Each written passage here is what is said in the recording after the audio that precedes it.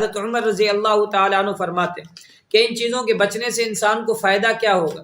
فرمایا کہ جو آدمی فضول گوئی سے محفوظ ہو جاتا ہے، اللہ تبارک و تعالیٰ اس کی زبان پر حکمت اور دانائی کو جاری فرما دیا کرتا ہے۔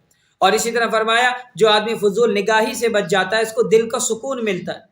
آج ہماری نگاہیں فضول دیکھنے کی عادی ہو گئی ہیں، ہر وقت موبائل کی اسکرین پر، ہر وقت زمانے میں۔ اللہ تبارک و تعالیٰ نے جب شیطان کو راندہ درگاہ کیا، اور راندہ درگاہ کرنے کے بعد اس نے آگے سے اللہ سے مطالبہ کیا اور کہنے لگا قال رب فبما اغویتنی لاقعدن لهم صراطک المستقیم، اے اللہ جن آدمیوں کی وجہ سے آج مجھے آپ راندہ درگاہ کر رہے ہیں، مجھے ایک اختیار دیجئے، مجھے قیامت تک مہلت دیجئے، مجھے ان کے دلوں پر تسلط دیجئے، میں ان لوگوں کو تیری صراط مستقیم سے اب ہٹاؤں گا، کیونکہ ان کی وجہ سے میں صراط مستقیم سے ہٹا۔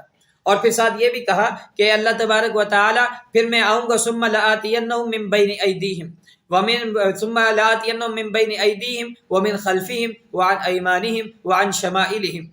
اور فرمایا کہ اللہ کیونکہ جہتیں 6 ہیں، ایک اوپر دیکھنا، نیچے، سامنے، پیچھے، دائیں اور بائیں۔ فرمایا ان 6 جہتوں میں سے شیطان نے 4 جہتوں کی طرف سے آنے کی قسم اٹھائی کہ ثم لآتینہم من بین ایدیہم، میں سامنے سے بھی آؤں گا اور ان کے پیچھے سے بھی آؤں گا، وعن ایمانہم وعن شمائلہم، میں ان کے دائیں اور بائیں سے بھی آؤں گا۔ علماء فرماتے ہیں 2 جہتیں بچی، اوپر اور نیچے۔ فرمایا اوپر دیکھ کر چلے گا تو آدمی کسی گڑھے میں گرے گا، کسی پتھر سے ٹھوکر کھا کر اوندھے منہ گر جائے گا، لہذا ایک جہت بچتی ہے حفاظت کے لیے کہ اپنی نگاہوں کو نیچے رکھ کر چلو، اور یہی قرآن پاک میں مطلوب ہے۔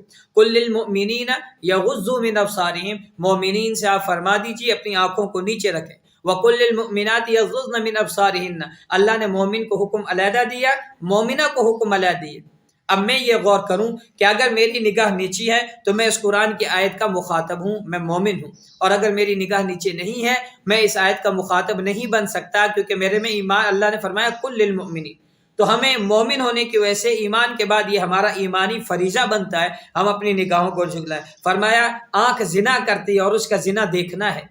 فرمایا شیطان کے تیروں میں سے ایک تیر، یہ آنکھ جو سی ہے، نگاہ شیطان کے تیروں میں سے ایک تیر، تو اتنی بری چیز۔ فرمایا جو آدمی، حضرت عمر فرماتے ہیں، فضول نگاہی سے بچ گیا، اللہ اس کو دلی سکون دے گا۔ آج دلی سکون کی وجہ نہ ہونے کی وجہ سے ہر آدمی پریشان۔ فرمایا جو فضول طعامی سے بچا، اللہ عبادت کے اندر سکون نصیب فرمائے۔